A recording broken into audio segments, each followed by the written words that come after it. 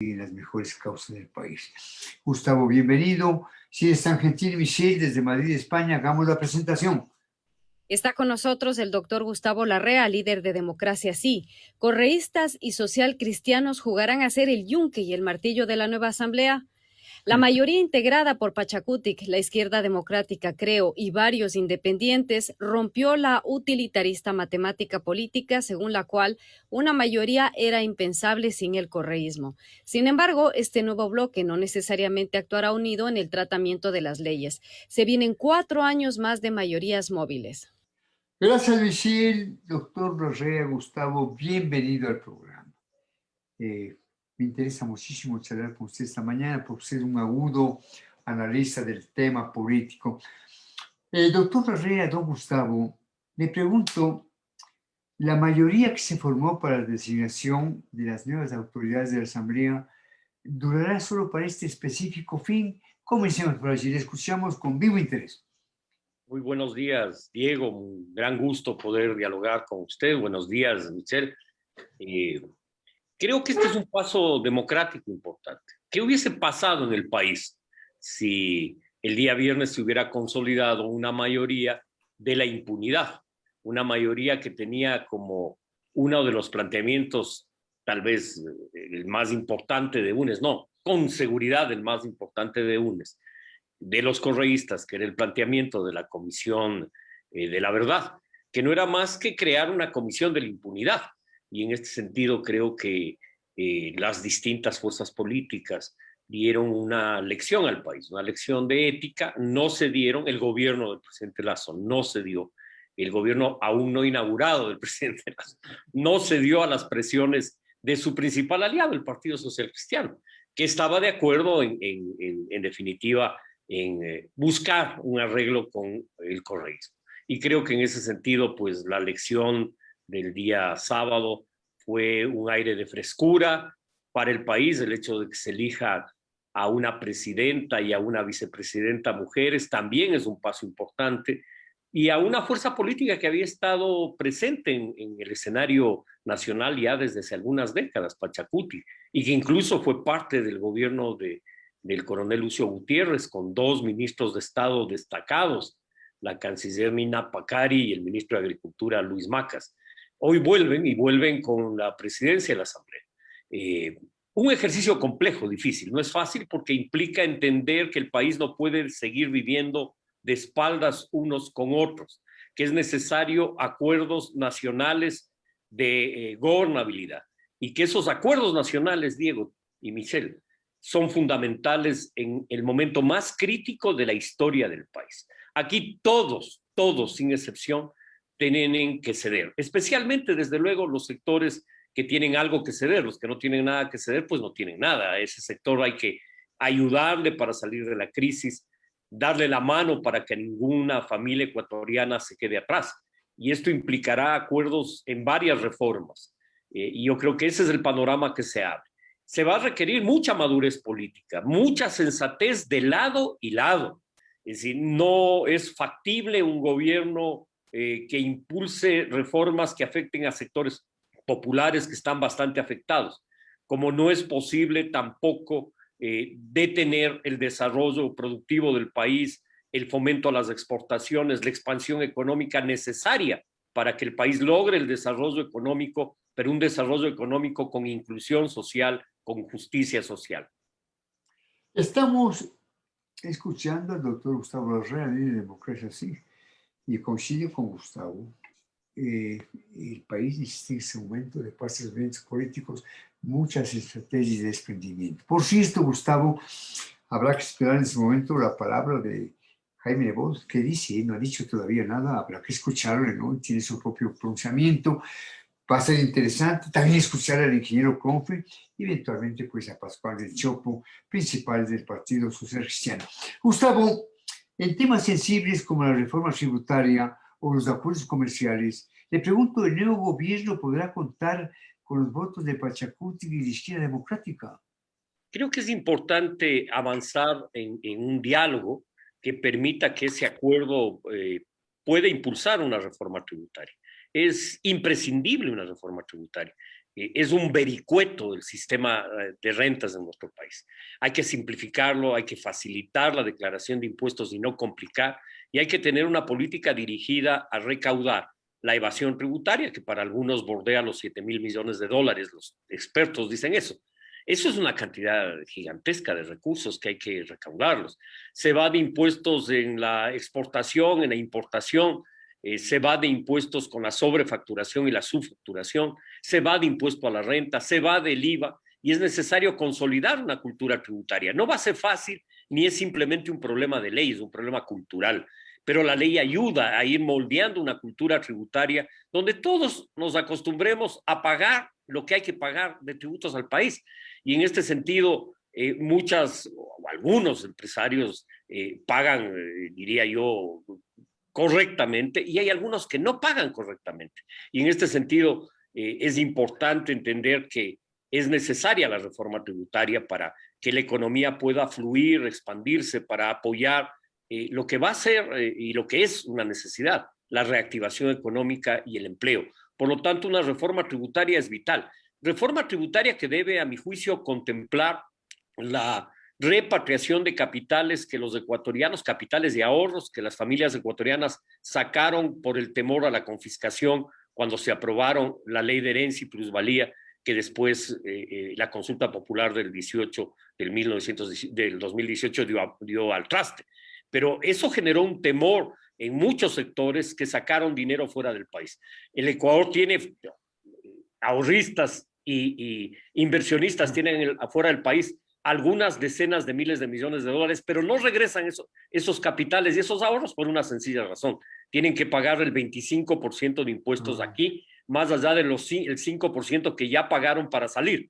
Y por lo tanto, es necesario que la reforma tributaria apunte a facilitar que esos recursos regresen al país, poniendo desde luego un aporte, pero que ese aporte no puede pasar del 6%, para que sea un instrumento de reactivación productiva. Por lo tanto, es necesaria una reforma tributaria, y nosotros como democracia sí tenemos a nuestro compañero, hoy primer vicepresidente de la Asamblea, el compañero Saquicela, un valioso ciudadano de la provincia de Cañar, que logró el apoyo básicamente de los partidos minoritarios y de las fuerzas locales que plantearon su nombre y que fue recogido tanto por Creo como por Pachacuti y Izquierda Democrática. Nosotros estamos plenamente dispuestos a contribuir, a arrimar el hombro para que nuestro país salga adelante. Muy bien. La entrevista con usted ha marcado mucho interés. Por si estoy escuchándole, Gustavo, la verdad sea dicha, el mejor negocio del mundo es pagar los impuestos puntualmente y correctamente. El mejor no es simpático, a nadie le gusta pagar impuestos, pero hay que hacerlo, y hay que hacerlo en forma absolutamente honesta y en forma absolutamente correcta. Desde Madrid, España, Michelle formó una pregunta. Michelle. Gustavo, desde 2007 a la fecha, ¿en cuántas ocasiones correísmo y socialcristianismo han coincidido políticamente? En muchas ocasiones. Creo que basta ver su acción en el Parlamento para darnos cuenta de que hubo acuerdos parlamentarios. No estoy satanizando ningún acuerdo, pero sí vale la pena hacer una breve historia de esa relación. Sin duda hay una relación. Esa relación se expresó con absoluta claridad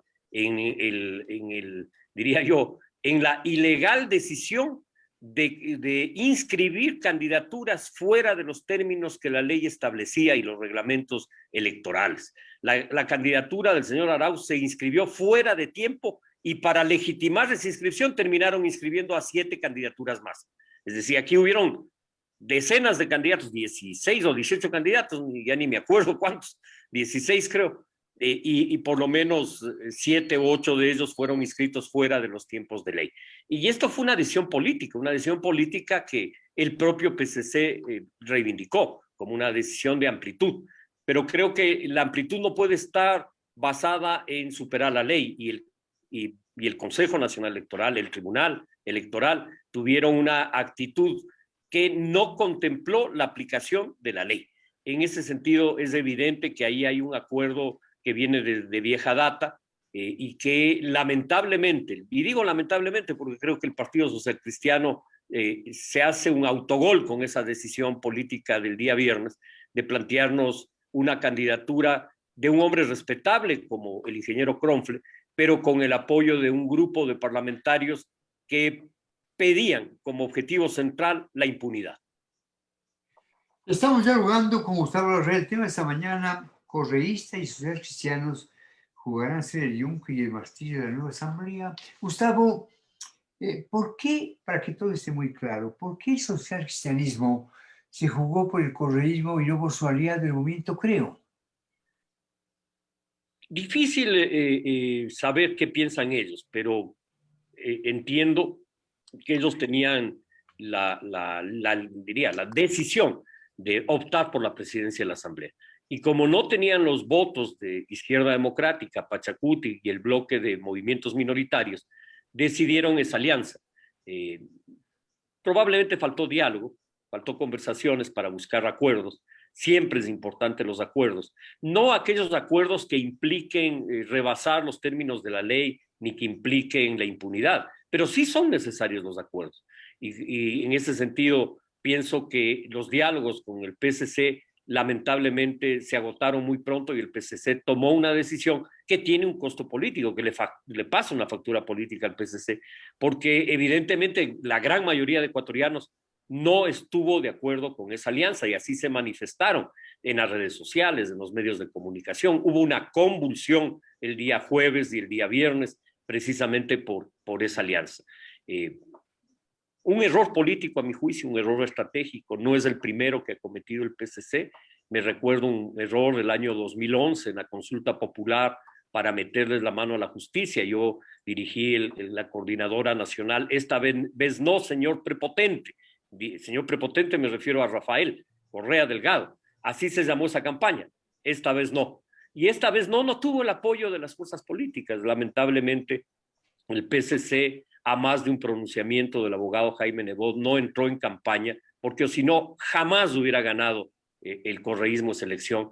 La ganó con metida de mano y brazo y la ganó por menos de un punto. Es decir, en una consulta popular donde fuerzas políticas importantes quedaron neutralizadas precisamente por estos acuerdos debajo de la mesa. Importante es la memoria histórica de don Gustavo Larrea. Eso es muy importante, la memoria histórica de don Gustavo. Insisto, Gustavo, habrá que esperar el pronunciamiento de Jaime Nebot, ¿no? No ha dicho una sola palabra Jaime Nebot. Otros directivos también de social cristianismo, habrá que esperar a ver qué es lo... Porque, como usted dice, los acuerdos son necesarios, pero sobre la base de qué se acuerdan, ¿cierto? Sobre la base de qué se acuerdan. Michelle, ten la bondad. En un plano más simbólico, ¿qué nuevo momento en la política marca el hecho de que Guadalupe Llori, prefecta de Orellana en 2007, agredida y apresada por el correísmo, ahora dirija al legislativo? Usted renunció al Ministerio de Gobierno en aquellos días tensos. Así es, Michelle. Un paro de un grupo de trabajadores de Dayuma, porque la empresa no les pagaba el salario, y la empresa no les pagaba el salario porque el Ministerio de Economía, del Ministerio de Finanzas, no transfería el pago a la empresa ya 6 meses. La empresa ya no tenía recursos para seguir pagando a los trabajadores y los trabajadores impagos se levantaron. No fue un paro, como alguna gente dice, por otros temas, sino ese fue el tema central. Se resolvió el tema, el Ministerio de Finanzas, por gestión mía como ministro de Gobierno, pasó los recursos a la empresa inició el pago a los trabajadores y el presidente Correa ordenó desalojarlos. Ellos esperaban que el pago primero, que estaba en trámite, todavía no habían pagado, estaba en trámite el pago, y yo presenté la renuncia como ministro de Gobierno porque yo no iba a desalojar ni a generar ningún escarmiento contra ningún sector de la sociedad ecuatoriana. Y en ese sentido, como defensor de los derechos humanos, preferí renunciar a ser ministro de Estado antes que reprimir. Semanas después, yo renuncié el día en que se instalaba la Asamblea Constituyente, precisamente. Semanas después, el nuevo ministro de Gobierno, el señor Bustamante, cumplió las órdenes, desalojó brutalmente a los trabajadores de la zona días después. Y semanas después, una semana y media, iniciaron un proceso penal contra la prefecta Llori, la prefecta de Orellana. Proceso penal que no tenía ni pies ni cabeza, como pasó efectivamente, la justicia la absolvió y salió libre. Fue un abuso de poder, un abuso en ese sentido. Es un hecho simbólico, sin duda, que Guadalupe haya sido nombrada presidenta de la Asamblea Nacional. También es un hecho histórico para el país que dos mujeres estén en la presidencia y una de las vicepresidencias de la Asamblea. Creo que es un símbolo, y un símbolo además para un pueblo como el pueblo indígena, históricamente excluido, que ha venido peleando por la inclusión, que incluso fue utilizado en octubre del 2019 en esta brutal acción contra Quito, que el correísmo la manipuló e intentó un golpe de Estado. Creo que este es un momento en que nos exige a todos sensatez, decía yo, nos exige grandes acuerdos, acuerdos para el desarrollo económico y para la inclusión social. Y Guadalupe tiene la oportunidad histórica de demostrarle al país que el pueblo indígena ha contribuido y seguirá contribuyendo al desarrollo del país. Gustavo, Michelle, amigas y amigos, los giros de la vida y los giros de la política, ¿no? Ustedes que en ese momento lo que hizo Correa con Guadalupe Llori, le sacó de la alcaldía del Cauca, la prefectura de Zamora, le metió presa 9 meses, fue golpeada, y vea usted los giros de la vida, que el día sábado fue la hermana del expresidente Correa, Pierina, quien le tomó el juramento. Y lo dije esta mañana, Pierina Correa actuó realmente con mucha decencia y con mucho objetivo. Vea usted la fotografía expresa del día de hoy. Ajá. Sí, sí, a eso hay que reconocerlo, ¿no? Me llamó la atención. Pero mire usted lo que son los giros de la vida, los giros de la política, Gustavo. Y me parece que Guadalupe dice algo muy importante. Asume la presidencia sin rencor, Exacto. asume sin odio, asume sin venganzas. Y creo que esa es la actitud humana con la que hay que enfrentar la política y la vida. La política en el sentido de la política decente, no de la politiquería puerca que genera, que nos da asco a los ecuatorianos, sino la política en letras mayores, la de servicio a la sociedad, la de servicio a la comunidad, la de servicio al país. Y creo que esa tendencia ha ganado una batalla, pero no ha ganado todavía, ha ganado una batalla nada más. Tenemos que seguir pujando para que esa batalla se convierta en cientos de batallas ganadas. Este no es un momento de sectarismo, este es un momento de unidad. Creo que los momentos de sectarismo son los más tristes de la historia y los momentos de unidad son los más alegres. Y creo que este es un momento de alegría. La posibilidad de que un presidente que viene del centro derecha, un presidente que viene de la banca, haga un gobierno progresista, haga un gobierno de inclusión social, haga un gobierno de diálogo.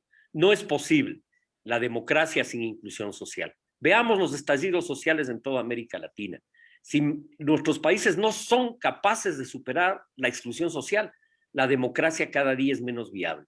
Por eso es que todos tenemos que unirnos para que democracia, inclusión social, desarrollo económico, construir la armonía con la naturaleza, sea un discurso común de todos. De acuerdo con los giros de la vida, ¿no? Vea usted los giros de la vida. Y una rectificación, Guadalupe fue, digamos, sacada de la prefectura de Orellana, nos llamamos de Orellana, Así es, esa de Orellana. rectificación. Muy bien. Para que todo quede perfectamente claro, Gustavo, Virginio Saquicela fue electo por democracia, sí. Le pregunto, Así es. ¿pudiera decirnos quién es en términos políticos el primer vicepresidente de la Asamblea? Cuando fue alcalde de Azogues, circuló un audio con duros términos sobre las mujeres, pero Saquicela dijo que le adulteraron tal audio. A ver, Gustavo. Sí, sí, Virgilio fue primero concejal electo por Pachacuti, concejal de Azogues. Luego fue alcalde apoyado por Creo, así es. Y posteriormente ocupó, digamos, fue candidato por Democracia Sí a la Asamblea Nacional en estas elecciones pasadas y ganó esa curul. Efectivamente le alteraron el audio, ahora está en pleno auge ese audio, es un audio alterado, es un audio montado. Virgilio es un hombre que viene de una familia que ha hecho política democrática en el país desde hace muchos años atrás. Su padre fue legislador por Izquierda Democrática, es una familia que ha estado en la lucha por la justicia social, por la inclusión, y Virgilio representa esa tendencia. Y en ese sentido, pues el apoyo que tuvo de los distintos movimientos locales y de las fuerzas políticas minoritarias, que tenemos 1 o 2 asambleístas, fue notable, muy importante, porque lo contrario no hubiese sido electo jamás vicepresidente. Es el apoyo de Marcelo Cabrera, es el apoyo del asambleísta Hachero de Pastaza, es el apoyo del asambleísta del Napo, Washington Varela, es el apoyo del movimiento Construye y su legislador de Manabí, Hugo Cruz, el que le llevan a Virgilio a ser vicepresidente. Desde luego, el apoyo de Creo, Izquierda Democrática y Pachacuti consolidan esa participación. Y creo que además es una muestra de generosidad, en el sentido de que, y de reconocimiento a él por parte de sus compañeros, me refiero a los bloques de minoría en asamblea, pero también de las otras fuerzas políticas que reconocieron en él su valía, su capacidad. Le deseo el mayor de los éxitos a Virgilio. Sé que lo hará con pasión, lo hará con entrega, lo hará con sensatez. Muy bien. Estamos dialogando con don Gustavo Larrea. Gustavo, finalmente, ¿qué justa diferenciación cabe entre la cúpula correísta y su electorado? ¿Cómo responder desde el legislativo a dicho electorado sin caer en los anzuelos del correísmo, anzuelos como la pretendida Comisión de la Verdad, Gustavo? Creo que ese electorado tiene los sueños de la inclusión social. Ese electorado quiere empleo, ese electorado quiere acceso a la salud, a la educación, a la seguridad social, quiere futuro, quiere que sus familias vivan con dignidad. Y creo que es ese electorado que se expresa en la votación, no solo de ellos, de la gran mayoría de fuerzas políticas, pero particularmente en ellos, en la idea de que ellos pueden representar o representaron en algún momento ese sueño de cambio social. Ese sueño de cambio social está presente en la sociedad ecuatoriana, está presente en esos electores, y por eso es tan importante que ese sueño lo tengamos clarito en la mente. Inclusión social con desarrollo económico son caras de la misma moneda. No es viable lo uno sin lo otro. No podemos mantener la exclusión. La exclusión lo que genera es estallidos sociales, rebeliones. Hay que superar la exclusión con justicia social. Y creo que esa es la manera de responder a ese electorado. Y creo que ese es el reto que tiene el gobierno del presidente Guillermo Lasso, el nuevo gobierno que se instalará en una semana. Es el reto de la Asamblea, de representar esos intereses, pero hacerlo con sensatez, entendiendo que los cambios son un proceso y no un suceso, que no se decreta la felicidad de los seres humanos, se la construye, que no se decreta la superación de la pobreza, se la construye, y que en ese sentido hay que arrimar el hombro para construir ese camino de dignidad que el país reclama y viene reclamando por años, por décadas, por siglos. Gustavo, yo siempre voy a reconocer y resaltar su decencia política. Usted es un hombre de centro izquierda, usted es un hombre de izquierda con todo el derecho del mundo, y sin embargo tiene frente al nuevo presidente, que es un hombre de centro derecha, una actitud de apertura. Yo tengo la impresión, Gustavo, de que Guillermo Lasso va a ser un buen presidente. Tengo esta percepción. Sus primeros pasos han sido en la línea correcta, es un hombre inteligente, se expresa muy bien. Y lo que es muy importante, tiene una gran, como digamos, convicción de servir a la gran colectividad, ¿no? Esperemos que Dios le ayude al nuevo presidente, Gustavo, esto en beneficio del país entero, ¿no? Gracias, Gustavo. Es un placer charlar con usted, Gustavo.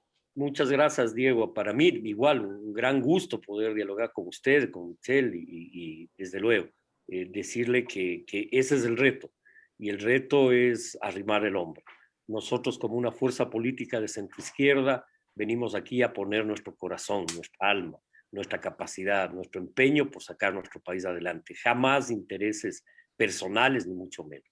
El interés de nuestra nación, de nuestra patria. Un abrazo cordial. Muy buenos días. Y bueno, hoy, en el futuro, cuando ya pase esto del COVID-19, nos tomamos un café y que me haga algún ejercicio de magia, Gustavo. Un gran gusto. Muy buenos días. Un abrazo cordial. Un abrazo. La segunda entrevista será